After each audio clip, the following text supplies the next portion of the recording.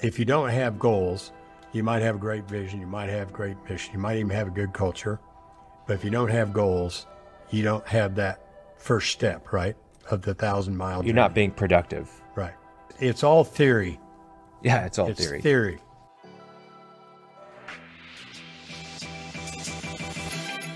Less stress, more time, more money.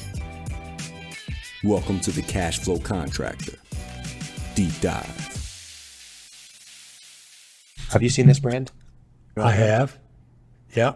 What do you but I think? haven't ever had it. What is it? It's Monster? water. What? You've never heard about this? I've seen it. It's Liquid mountain spring water. Oh, it's mountain water. Well, it's literally just mountain spring water, but they are a $700 million brand now. And so basically it's a guy that is sober now, wanted something that he could take to a party and look like he was drinking a beer or whatever, but it was just water. And so it's called Liquid Death, and it's like huge. Take it on. Someone gave me a What case did that can of water cost you? Oh, no, they're actually somebody really gave- expensive for water. It's like $3 for this, but I didn't buy it. Someone gave me a case of it from like Sam's Club or something. So it's in my office. Marketing But doesn't matter. I don't it care doesn't. what people say. It doesn't Not matter. at all. Not at all. Gosh. Positioning doesn't matter. Positioning. Yeah. Yeah, that's true. So Liquid Death. You will Yeah. not see me with one of those in my hand. I'm Unless gonna bring somebody you one. gives it to me. I'm going to bring you in one. that case. You can keep it on your desk and you can talk Yeah. about marketing. Doesn't Yeah, there we go. There you go. No, I took Pal and Mila to the airport this morning because they're going to visit Pal's sister and the cousins. So Where's that? Where do they live? they're in Houston. So I took them down there, and then that's why I was late for this recording. Or So that's why I pushed you it back. took them to the airport? Yeah. You mean you took them up there? Yes, I took them up there and I drove It's- back. Up north, down south, back east, and out west. Okay, hold on. Up north, down south, back east, Yeah. and out west. Yeah. How would you say? Where do they live? Oh, back east somewhere. What would you say? The East Coast. They live on the East Coast. No, I know people, one that I love dearly always says, well, they're out in New York. And I go, no, they're not out in New York. They're back in New York. Back in New York. Right. The same that. person in the old. I have you ever Back listened in to the- Malcolm Gladwell's podcast? Oh, I have. I've read a couple of his books, but I No, I his don't books are listen to good, but his podcasts. podcast is great. Revisionist history. It revisits things in history that are overlooked or forgotten. And they're short 30-minute podcasts. But I've been re-listening to those from the first season. And I listened to one that you would really like called Divide and Conquer is the name of the episode. But it's Okay. about semicolons, specifically in the Constitution of the United States. And it's very fascinating. But basically, so when Texas became a state, it was in the Constitution that they added it as a state. And when they ratified it, they gave Texas the opportunity, because it was so big at the time, it was its own country, to the opportunity to break up into 5 separate states. And so that provision is still in the Constitution. And Texas could do that still. Nothing has ever been passed to revoke that. And there's no timetable on it. Well, they could make Austin a state and the rest of Texas a different state. Well, actually, so El Paso to San Antonio, basically on the show, he has somebody go in and who's like a geopolitical analyst and like, hey, how would you divide these into states if you had to? And he had Houston kind of as its own. Houston then east would be its own. Then they had Austin to, I think Austin and Dallas were together actually. And then like the Amarillo area was its own. And then San Antonio to El Paso was its own. But anyways, if they did that, it would add seats to the Senate, which is crazy. Like Wow. that each one would get 2 Senate seats, which would be huge. And you would think that would add to Republican side, but actually the analyst said like it'd be really hard to draw 5 states to get majority of them to be Republican. It would actually be majority Democratic. Because it's really the rural areas that are Republican, Right. but in between the rural areas are these massive cities that have, the population. Democrats, Yeah. Democratic. I know population, it may have to do with that, but Texas, I think because it joined voluntarily, it's been a long time since I heard this story, but it's the only state that can fly its flag equal or higher than the United States flag. I didn't realize that. I got that I've bit of seen it. information on a riverboat in San Antonio, on the Paseo deal, the Yeah. river walk. Yeah, a guy was telling us about that. So, Very interesting. Well, last time we talked about getting organized, and Yep. we're continuing that part 2. I don't know if we're going to make it all in part 2 or if I'll do a part 3 or not, but we went through the first 3: vision, mission, culture. If you haven't listened to that episode, go and do that because it'll help with this episode and understanding it. I'm not going to do a recap of it because you can just go listen to it, right, Martin? well, we can say that absolutely, but we can say what the 9 essentials of an organized business are. Okay, why don't you give us a recap of the 9? Yeah. Vision, mission, culture, goals, an organizational chart, processes, job descriptions, how-tos, and KPIs. So that's just a recap of all of them. I think that's 9. Yeah, that's all 9. I got them all, or you got them all. So why do you put vision before goals? Because everybody has to have a why for what we're doing. Why are you doing this? If you lack that motivation, which is pretty common, people don't have a real solid reason other than to get through the day and maybe make some money and maybe not go broke. But if you're truly inspired by something, and it can be altruistic or it can even be self-serving, meaning I want to save the world and provide jobs for people, would be altruistic, and I'm going to do that by running my construction business. Or it can just be, look, it's worthwhile to have a business. I'm serving society when I have a business, but my goal is to make a bunch of money and sell this business to my top people.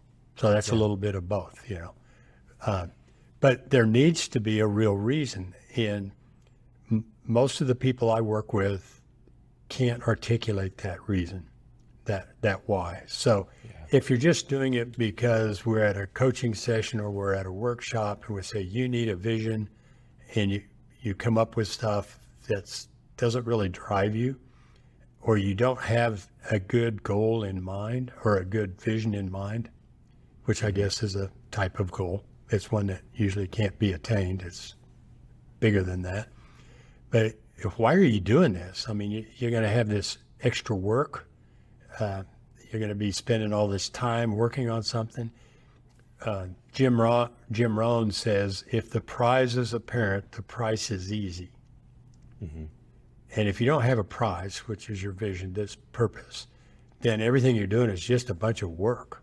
Or maybe it's work that gets you through the day or the week or the month or solves an immediate problem, but it's not. We just have to have a reason for Well, I doing think it. also we have to have clarity on, if the goal matters or not. I think so many times you can be chasing a goal just because you think that it matters. But how many times do you run into people that have a sales goal but no profit goal? Right. And they're just chasing sales. Yeah. So I think the vision allows you to understand the true path to get there, whereas a goal is a step, but is it a step in the right direction, or is it a step that you're taking in vain? So I think that when you have that vision, it becomes a lot clearer if you're setting the right goals for your vision. I think we talked about this last week, so we don't need to do all of it again, but some people really do have lofty, altruistic, big picture goals, and they really believe that. They get up in the morning and that's what they think about. But they also, and I say goals, I'm talking about a vision as being a long-term goal. Others, their vision is truly like my little short saying, a highly profitable business that can work without you. Yeah. E-Myth, Michael Gerber, people say that. If that's really what you're working for, in 3 years, I want to be on the sidelines and I want to come in once a month or once a week maybe to give the flywheel a push. But that's really possible, and that really motivates me because that's what I really want to do. Then the time that you put in to get organized has purpose and reason. And without that, you're just not going to get it done, in my experience. Well, I think it's hard sometimes to wake. I mean, you have to have a lot of, I don't know, motivation, willpower, discipline, focus to be able to think about your vision every morning when you wake up. But I think that, I mean, it's possible though, if it's that inspiring. Well, at the risk of disagreeing a little bit, No, Jeff Finney, whom we've talked about many times, his vision is to be the most efficient cabinet component manufacturer in the world. And he has some other things that maybe I can't. Well, no, he said it in his podcast that his vision is to sell for enough money that he can live comfortably going forward. I promise you, he thinks of that every morning when he gets up. It's his singular purpose. Now, in order to do that, I have to fill out this form or do this work, but that pushes him. Well, and that's where I push back a little bit. Like, yes, it does push him, but he's got it broken down into more milestones too, of like, what is the next step, you know? And that's where I think that what we're going to talk about with goals is, hey, it's hard to just have a vision, start just running towards it. You've got to have mile markers. You've got to have milestones where you know that you're on the right path, but you can just focus on, that spot. It's kind of like whenever I'm on a run, I might be running 9 miles, but if I'm just thinking about mile 9, it's actually really hard to stay motivated and push. But if I can think about, hey, I'm going to that street light, or I'm going to, that turn in the corner up there, I can push myself to that point, right? And it's a lot easier to focus on just the present. And I think that's where it becomes difficult at times is sometimes you can set goals that are too far away. You're reaching for mile 7, but what if you just set a goal to mile 1 where you have that milestone, and then when you get there, you feel a bit of a success and accomplishment. And that allows you to feel like, okay, I can make it to mile 2. I can make it to mile 3. Right. I think that's the value with setting milestones. And likewise, sometimes the goal's too short. It's a goal for today, but you don't know what the goal is for the week or for the next week. Well, there's a Chinese proverb, I think it's Chinese, heard it for many years. A guy holds up a container, pours rocks in it till they're full. Is the container full? The student says yes. He puts in smaller pebbles. Is the container full? Oh, yeah, now it is. Then he puts in sand. Oh, now it is. And then he pours in water. So I think milestones, we can use that maybe instead of goals. It doesn't obviate the need for a vision. We're doing this for a reason. But my first step is maybe the water in that Chinese metaphor, the small things that fill the in-between spaces. So, I think your original question is, what are goals? I think that was your original question. And that's what they are. They're milestones, but they're taking you somewhere. Yeah. Is the milestone up north, down south, back east, or out west? Because you have to know which direction you're starting. Right? Exactly. Well, I mean, it kind of goes and I'll just say, too, if you didn't intend to run 9 miles, you wouldn't have run the first one. And by the way, I did notice that you dropped in 9 miles. You didn't say a mile. Yeah, I run more than that, but I didn't say 26 miles because I'm not doing marathons. That's right. No, I think it kind of goes without saying. I think a lot of people have heard about goals, but we'll just mention it. SMART goals: specific, measurable, attainable, relevant, and time specific or time bound. Make sure that your goals are SMART so that you can actually measure them, you can track them, you know when they're due, and you can hold yourself accountable really to those goals.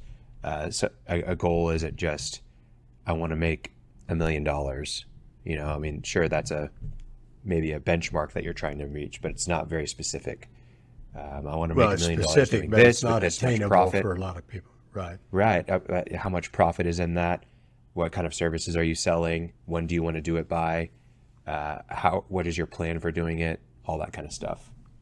I think another thing is, do you find that people are reluctant to set clear goals, or maybe not reluctant, but not very good at setting goals for their employees, not just their company and not just themselves, but for individual employees.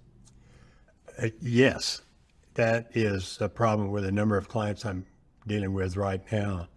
Is I have one client who had a list of 5 people, and he said, I don't know why these people are here.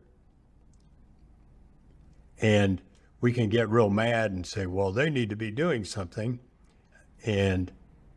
But it's on us. They need to know why they're there. They need to know how they're measured. And I think it was Andy Grove. See the guy started, or Intel, right? I don't know. Well, anyway. Beyond my time. I have an epilogue or an epigraph in my book, and he says at some point you need to be able to say we accomplished it, yes or no, no judgment, right? So that goes back to your SMART goals. People who work for you need to understand what their role is and what the goals are, and they need to know, did we do it or did we not? So we need goals all around, and getting an organized company, bringing it back kind of to the big picture.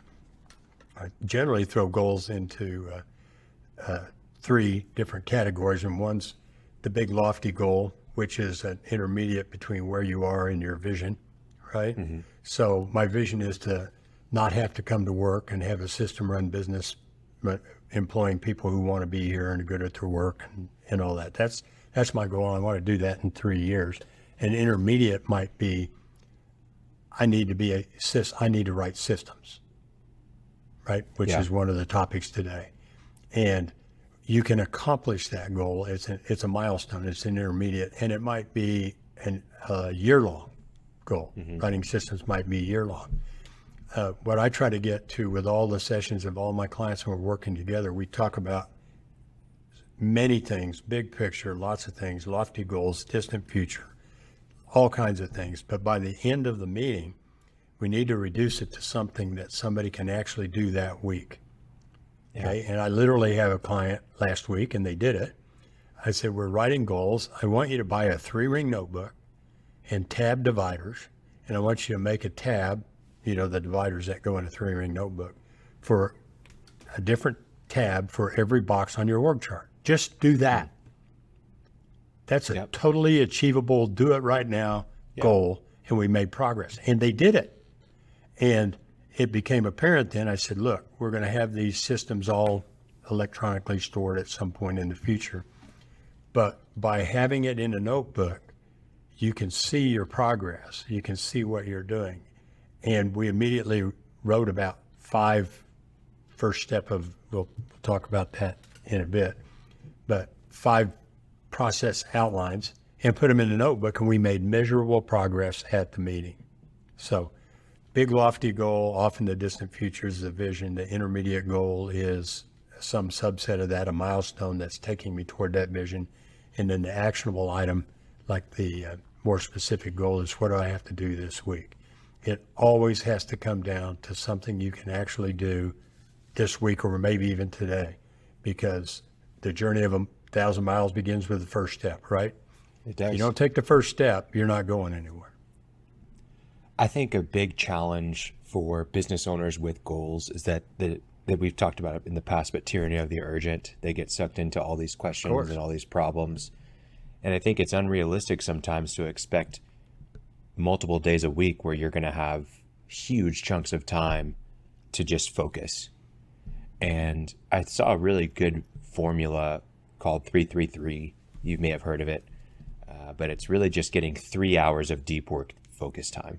3 hours to work on your goals, and it's just one task. Don't muddy the water and do all these different tasks. No multitasking. Focus on that big audacious goal that you have, big hairy goal, for 3 hours. And you've broken into maybe something for that 3 hours that you can do.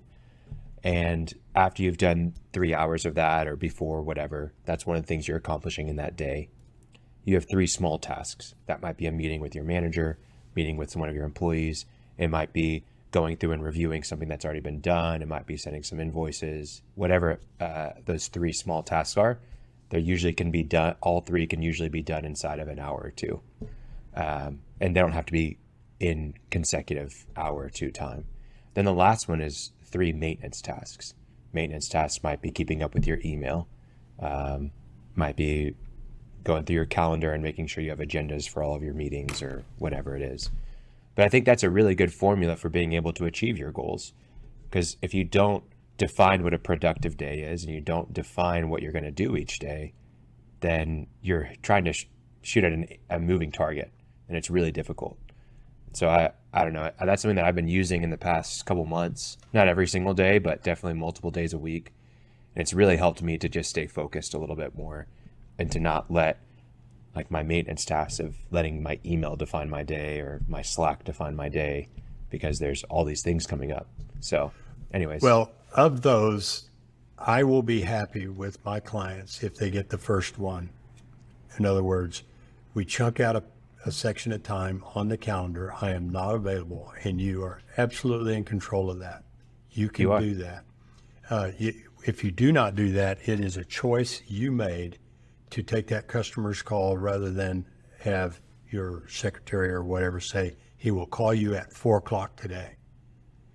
And in that 3-hour chunk, which a lot of people find really hard to do, but it's absolutely necessary. In that 3-hour chunk, you focus on one task that you've defined. I'm going to write 2 systems today. Yeah. Right? Or I'm going to outline 2 systems today. But if you chunk that time off, it's time blocking, time management, default calendar, whatever you want to call it. But you start there. Some people can schedule their whole week in 1-hour chunks, and more power to you if you can do that.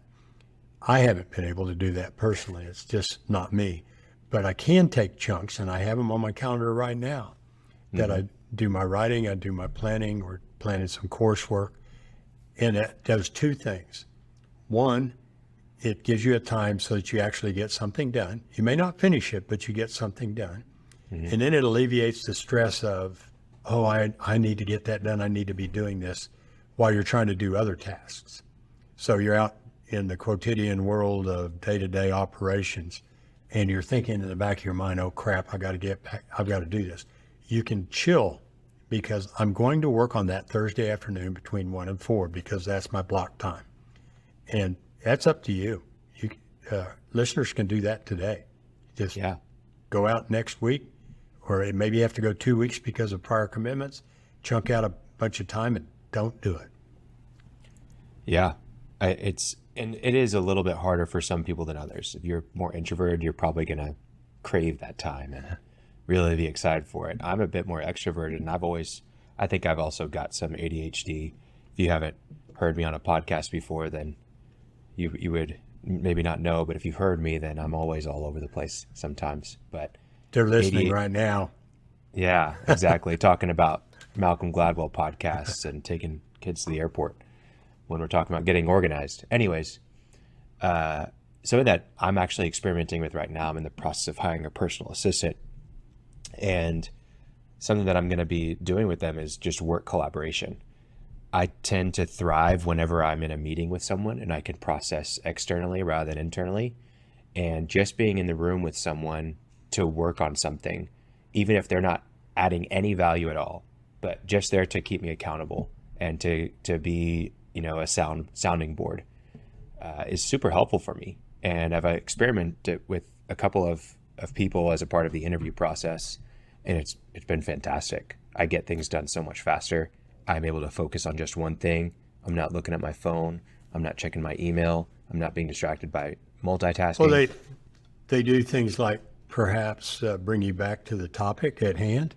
Exactly. Which at this point is goals. Yeah. Right? We did vision, mission, culture last podcast. We're talking goals right now. And it is one of the requirements of an organized business, because people need to know what they're doing. At the big picture was the vision and the mission, and they need to know, reduced down to what can I actually do? And that's the goal levels. They can be monetary goals, they can be time goals, they can be system goals, but they need to be steps along the way that are taking you towards your ultimate vision. So goal writing, lots of people do it quarterly. I tend to be more pragmatic. We have a goal of doing something, and we move on to the next one when we've done that. So I'm not huge on time constraints with my clients, except the weekly issues. We have to do this week, and this is why. But if you don't have goals, you might have a great vision, you might have great mission, you might even have a good culture. But if you don't have goals, you don't have that first step, right, of the 1,000-mile journey. You're not being productive. Right. It's all theory. Yeah, it's all It's theory. theory. Right. Yeah. And it's still theory until you act on the goals, but you're closer Sure. to being reality rather than theory. So let's talk about org charts, the next step of getting organized. Okay. And I think that we have episodes on this in the past that we'll link down in the show notes. But a lot of times whenever you think of an org chart, you think of just a bunch of names on a board. And there's a hierarchy maybe, and there's different departments, and you just write in people's names. But that's not how we recommend starting or even organizing your org chart. Why do we not put names on the org chart to start? Well, let me say first that an org chart is absolutely essential. It's a map. An org chart is a picture of the way you want your company to look when you're finished with it, right? When you begin a business, you fill every box in your org chart. And going back to what you're alluding to, people have real difficulty. I'm working with companies right now that we're in the process of creating org charts. And the first question is, why does it matter? Well, it gives you a picture, as I just said, of what your company looks like when it's done. It never gets done, but at least done as far as you can have. It is where you accumulate processes and tasks, and it also tells you the way people use org charts in an unskilled method is, as I used to do, you make an org chart because the bank wanted to see it, investor wanted to see it, kind of who works here kind of thing. But that's not its highest and best purpose. It is to guide you in making your choices about how you're building your company. Back to your original question, how do we use them and why do you not use names? The way we build an org chart is by functions. We've talked about it before, but there are 4 functions in business: guiding the business, which is leadership; getting the business, which is marketing; doing the business, which is operations; and administering the business, which is everything else: bookkeeping, HR, IT, all of those kinds of things. Every business has to perform all of those functions. And when you design your business by function, let's just take an example. Over under administration. Let's say in your company you have a lady named Wanda, and she keeps your books, she answers the telephones, she does purchasing, and she's really good at HR, right? So you've got this person that performs 4 functions: books, reception, purchasing, and HR stuff. Well, if you were to create a box on your org chart that said Wanda, and you said what she does, those 4 things, you've designed your company around a person, not a process. If you create an org chart that does not have names in it, but you have a function for HR, you have a function for bookkeeping, you have a function, and when I say a function, I mean a box, for receptionist, purchasing, and HR, you now have your company designed by functions, partly designed, rather than by personalities. You're a small company, and Wanda still does those things. But the way you deal with that is you put Wanda's name in each box. You don't create a box specially designed for Wanda. And you go through all the parts of your business. You sit and think about it. I'm the boss. How do I want it to work after that? Do you have a chief operating officer? What is his or her functions? Do you have a chief marketing officer, a chief sales, a sales manager? What are their functions? Do you have, like I said, the production manager with project managers under it?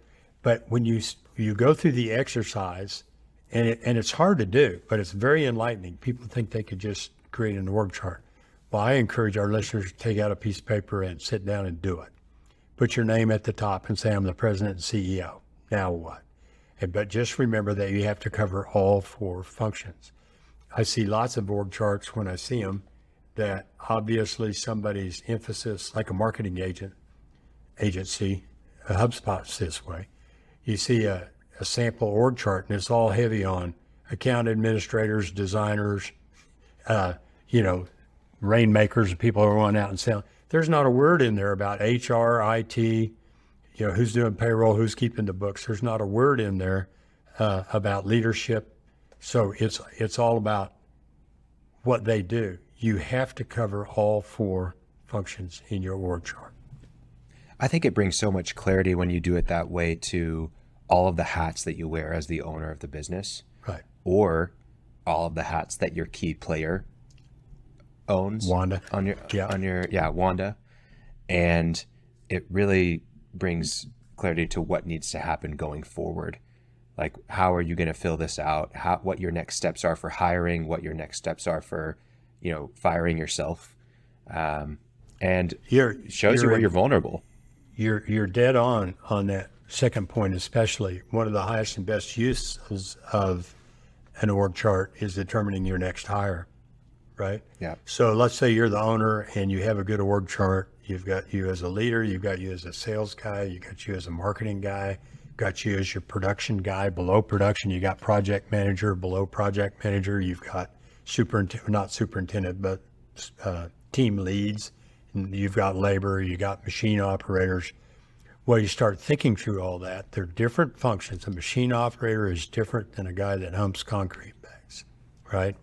So Right. they're different things. And it's your business. You do all of those things today. You look through that org chart, typically from the bottom up, because that's where the least expensive hires are, and you make the least terminal mistakes if you're wrong. You don't want to hire a CEO while you're still driving the truck, right? But you look at your org chart and you say, which of these positions, if I hired them, would free up most of my time? And it gives you a map to do that. And we literally do that with our clients. They say, well, I'm thinking about hiring a CNC operator. I say, well, is that what you really need?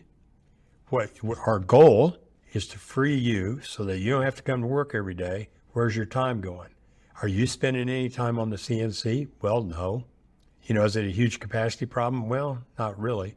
Well, where are you spending time? I'm doing takeoffs and ordering stuff. Okay, how many hours a week? 25 hours a week I spend doing that.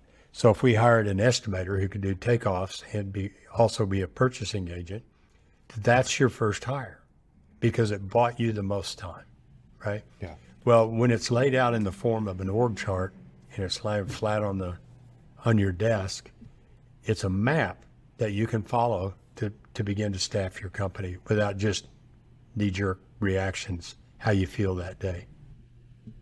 Yeah.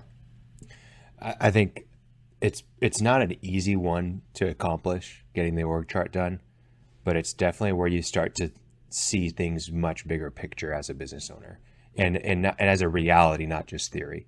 Like, it is still theory and practice, but you're actually doing most of those things already. There may be a new division that you want to have one day or something like that, but for the most part, you're already doing those things. And so it really gives you a clear picture of reality and what the future could look like very tangibly. So yeah, and very I practice. had a person in here yesterday, a client actually, and they're working on that. It's a lady, and she said, my gosh, it really made me start to think. And if you start it, you will have a lot of questions like, well, this person talks to that person, so you got sideways lines on there, right? Like, Bill works for Bob, but Bill also has to tell James what to do, and you get all complicated. First of all, the problem with that is you're thinking about people, right? Mm-hmm. Second issue is having an organization chart that describes positions incorporated by function into the way you want your business to look does not preclude somebody on the even level in the org chart talking to somebody else, right? Yeah. You can do it. You're just not the flow of assignments, and I don't want to say command, but somebody higher on an org chart would give instructions and do the performance review for somebody lower on the chart. Doesn't mean they can fire him even if you don't want that. It's an order of organization and how the responsibilities flow through your organization. Yeah. I think also for your team, once they see an org chart like that, Right. especially with key players that are really invested, it really opens up their mind and their eyes to all the work that they're doing, but all the potential they have in the company. It gives a really clear view of not just their role, but the vision of the company and where we're going. And so extremely helpful to do that. I think this really helps with the next part of getting organized. Probably, honestly, the biggest like 1-2 punch that we have here of once you get this done, it's so much easier to do the next one. And that's with the systems. Because once you have each role defined, the processes and systems for that role, you can really focus on which one needs it the most, right? And you can take it one by one, and that it really does kind of set up getting your systems done for the most part. We had Michael Mills on, I believe, on the podcast with TouchStone. Why don't we talk about TouchStone really fast? TouchStone is an online way to get organized. You create on their cloud software an org chart. Yeah. And beneath the org chart, you do what the next step is. You begin to write bullet points under each box that describe what their responsibilities are of that job. So I'm a purchasing agent. Well, the first thing I might do is check with sales every day. Hopefully it's more than just a call, but hey, have we sold anything? Get the plans, enter them into your software so that you have a record of it. Assign it to somebody or print it off so that you can do it. You have the takeoffs, you have so much time, but as a project estimator, you have a place to get your inputs, and then there's a sequence of steps that you go through to get a defined output, which might be an estimate of material. It might even be the price, and then send the price to the owner or whoever for final review. How do you check that stuff? So if I have project estimator on my org chart in TouchStone, I can record it right there. One of the convenient things about it is it gives access to people. If you have a project estimator, they can have their own login, can go right to it. It's on their cloud. They can see all their job description or all their job duties by title, which, by the way, become a job description. So you've got all these processes by title. You can click on a process. It will articulate the steps. It allows you to do things like embed videos. So you want somebody to get trained on driving a forklift, you can do a video of a guy properly driving a forklift and embed it.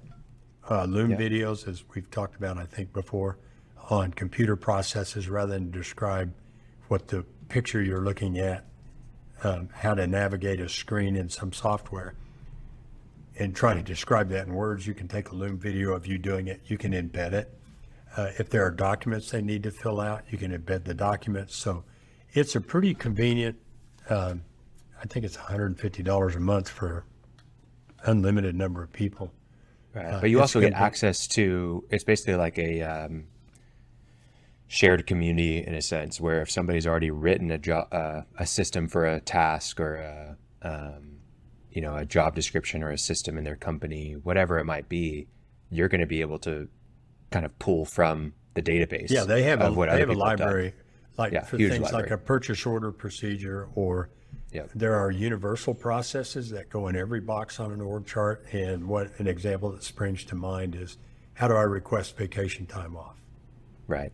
Well, you fill out this form, and there it is right there, and you can click it, fill it out, either hand it in manually or however you want to electronically transmit it.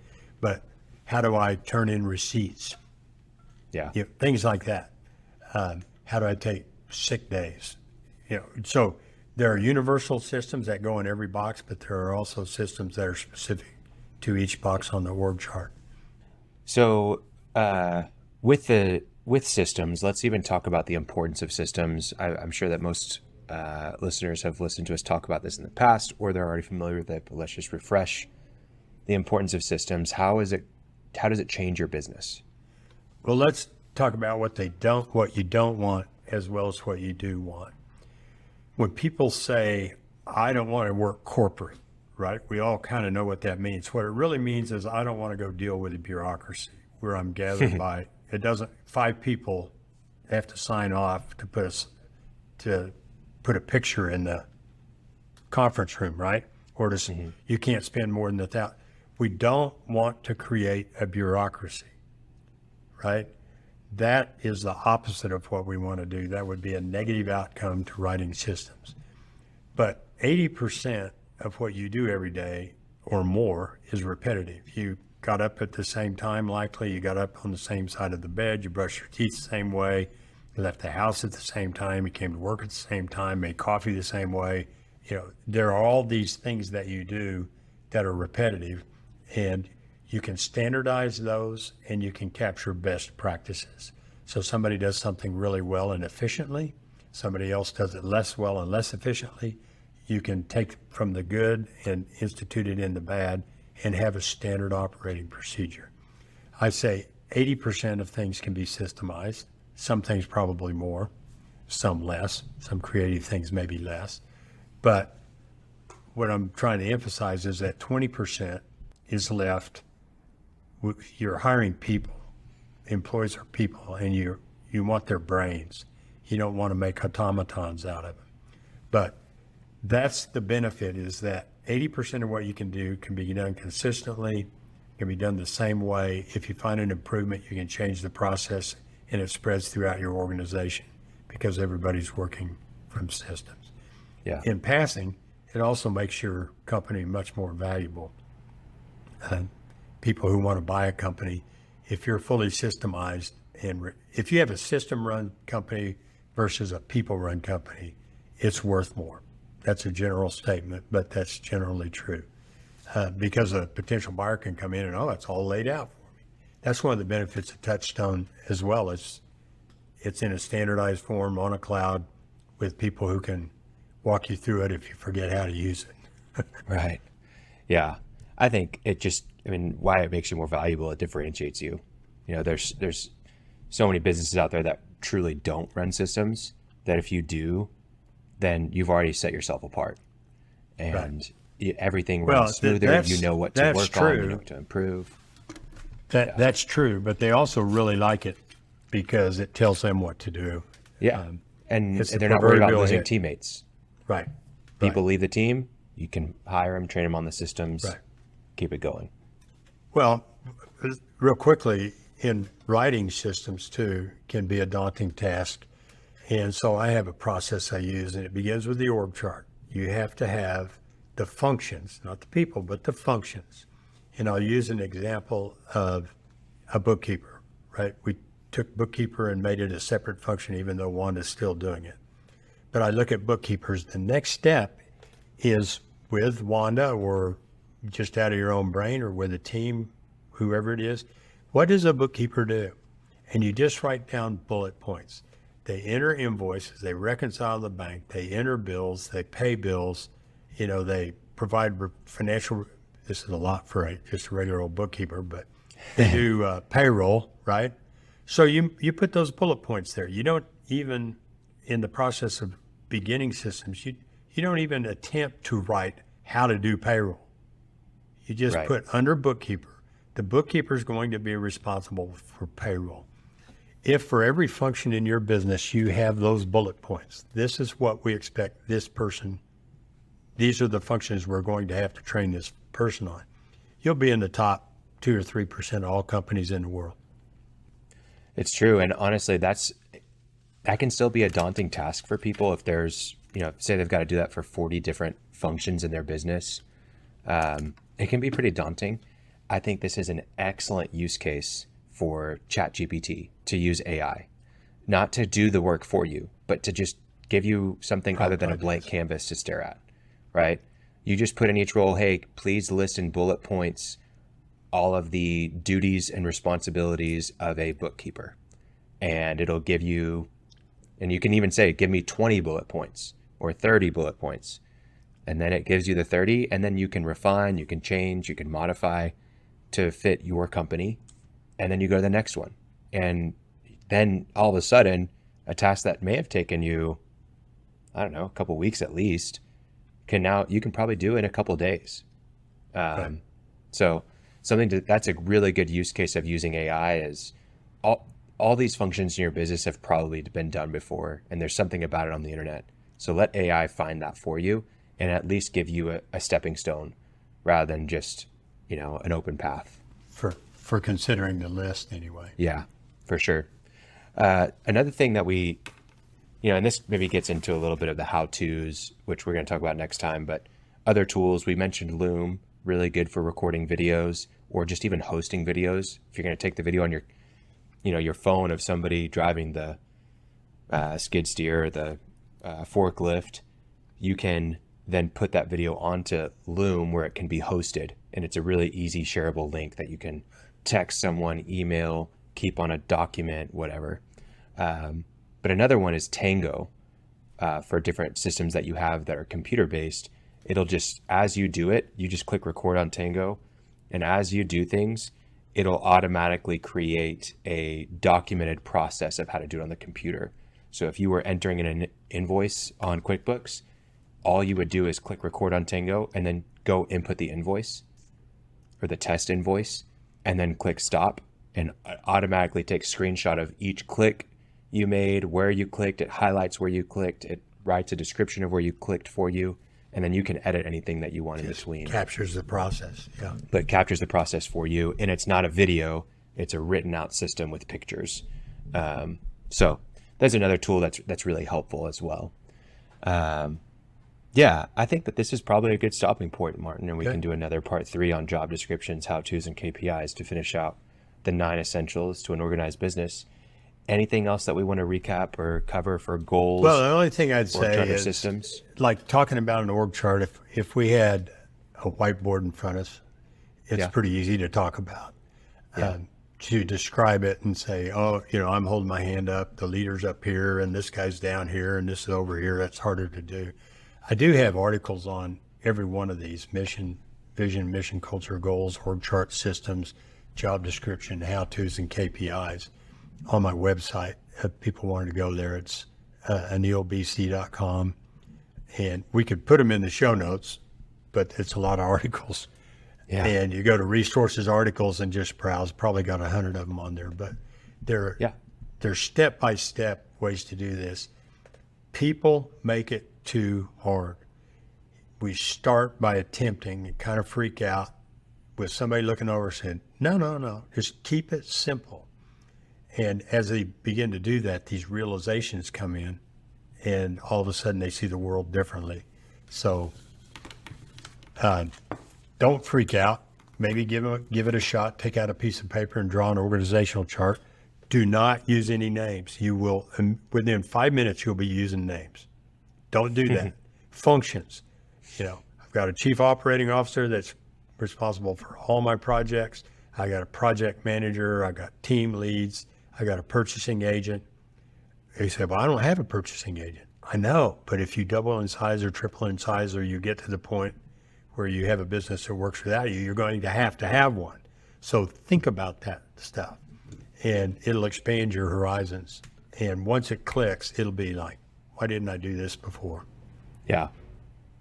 Well, appreciate you, Martin. Thanks for sharing your wisdom. You too, man. And your knowledge. Guys and gals, it's a lot easier said than done. This does take time. An organized business doesn't happen overnight, but stay the course. Stay the course. All right. I'll see you on the next one, Martin. Okay. Hasta luego. Thanks for listening to The Cashflow Contractor. Check out our website in the show notes or visit thecashflowcontractor.com.